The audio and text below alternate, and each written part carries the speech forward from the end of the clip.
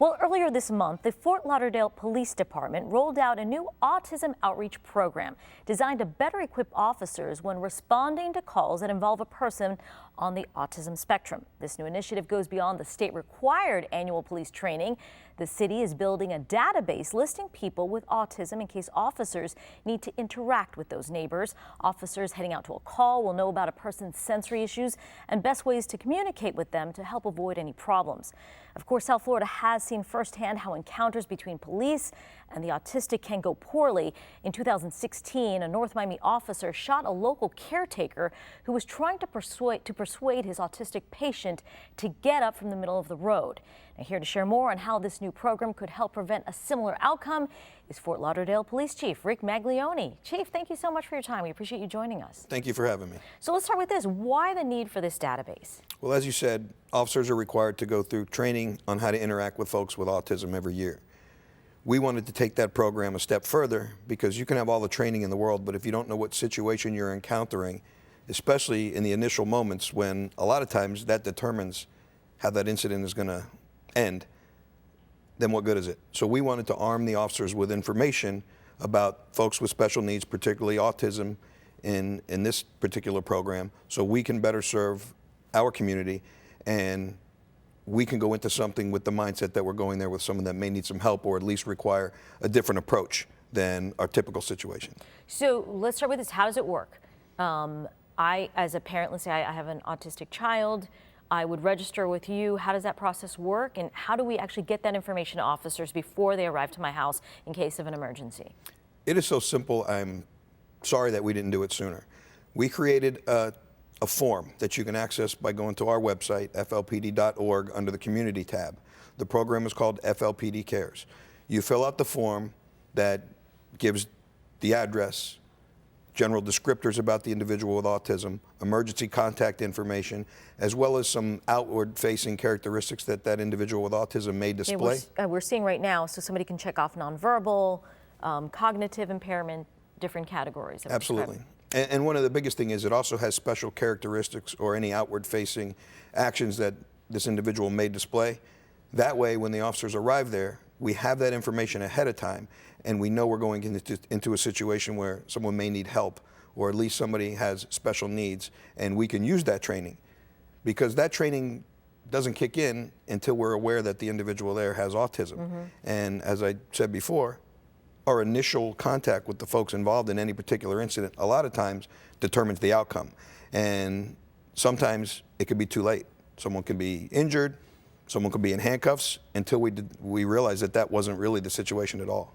So help us understand, what is it or what can it be when you're dealing with an autistic person that can be a challenge for an officer arriving to a scene in a hurry? We were informed that 1 in 59 children are on the autism spectrum somewhere.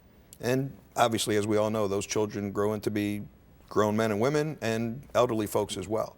And it's a lifetime situation that those individuals have to deal with. But it can be very minor and almost undetectable, or it could go to the extreme of being completely unable to communicate, or even display characteristics that a police officer may misinterpret, such as running away, such as wanting to touch the police officer, such as not being very responsive to questions, especially rapid fire questions, or giving improper answers. And a lot of times those things can be perceived by a police officer as being resistant, as opposed to we're interacting with somebody that may need some special attention. So if an officer knows ahead of time that they're going to a home where a person with autism, is registered, how could that, possibly change how that officer sort of, comes responding to that call? If I can answer that with an example. Let's say we get a call from a neighbor who says, I hear something going on next door. It sounds like there's a fight or a disturbance and property's being destroyed. We may go into that situation thinking we're going to a domestic violence situation or some type of family disturbance. If we know ahead of time that there's an individual there that has autism, and particularly what some special characteristics of that individual is, I think we first of all will go there with a different mindset, and I think our approach and the way we interact with these folks, in fact, that's where our training can kick in, and we'll have much better results. Now, you just rolled this out earlier this month, and you said the reaction's been great. In fact, we kind of have developing news to kind of share on that note. The reaction from law enforcement in our community has been great, and we might see this unveiled countywide. Yes, it has been great. It really was coincidental that the program was ready to roll out in April.